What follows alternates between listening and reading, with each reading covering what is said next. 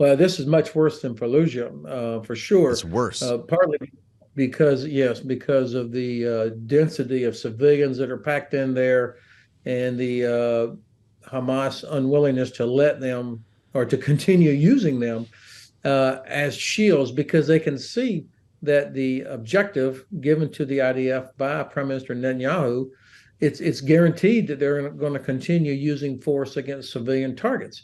I'm sure that whatever Secretary Blinken was told, they were sincere, but the prime minister ultimately is responsible, and soldiers are responsible. Even if Hamas uses innocent people as shields, the burden of responsibility for protecting those civilians still falls, according to the law of armed conflict, on the, in this case, Israeli soldiers. So of course there should be enormous global pressure on Hamas to stop doing this, but I don't sense any of that is coming.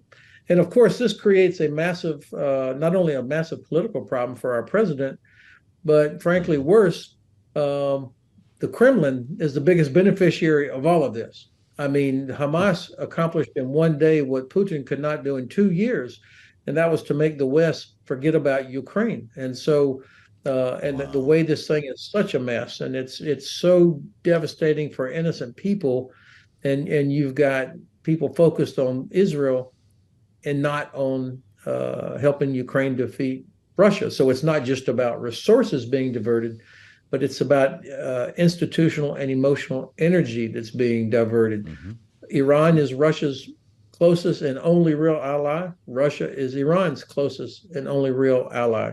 This is not a coincidence that Hamas has attacked Israel right now when Russia needed it the most.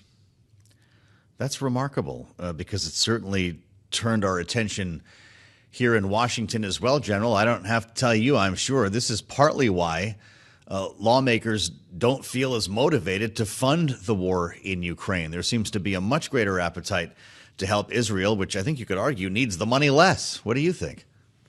Yeah, I think you're exactly right in that.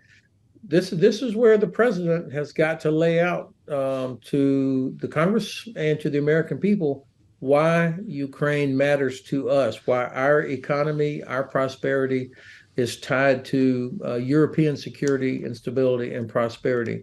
Russia's attack on Ukraine has disrupted energy and food supplies. Inflation is driven in large part by what Russia is doing now. So this is about Mm. us, our interest, not just Ukraine. And of course, if Russia is not stopped in Ukraine, they've made it very clear they will continue. So you could end up with them going against a NATO country. And then you've got US forces are going to have to be involved.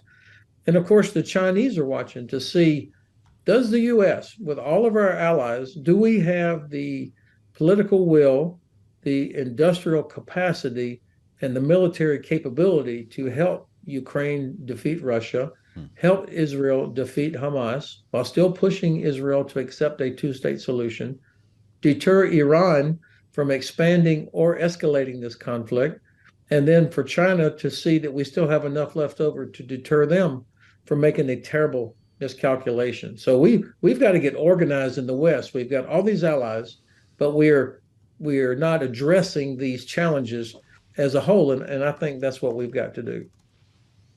General, more than 130 hostages are still being held by Hamas. Presumably, they are still alive. That, according to Israel.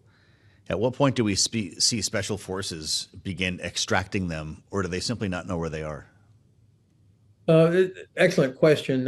I'm sure that the Israeli Defense Force and Israeli intelligence have more information on what's out there and who's still alive and where they might be than we will know publicly.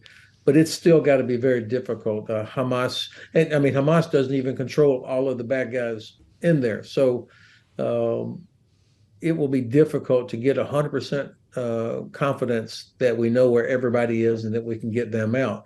And of course, Hmm. if it was my daughter or a friend or somebody that was a hostage, I would be in total agony, wanting to do anything to get them out.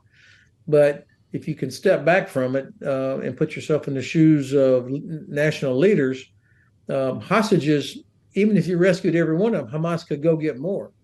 So at some point, somebody is going to have to make a really, really hard decision about do you continue with the attack? How much risk do you take to go in and try and extract hostages? I think the Israelis will do everything in their power to get every hostage, just like the United States would. But Mm-hmm. we have to find that balance because terrorist organizations will stop at nothing to continue getting hostages when they see the incredible leverage that they get from having them.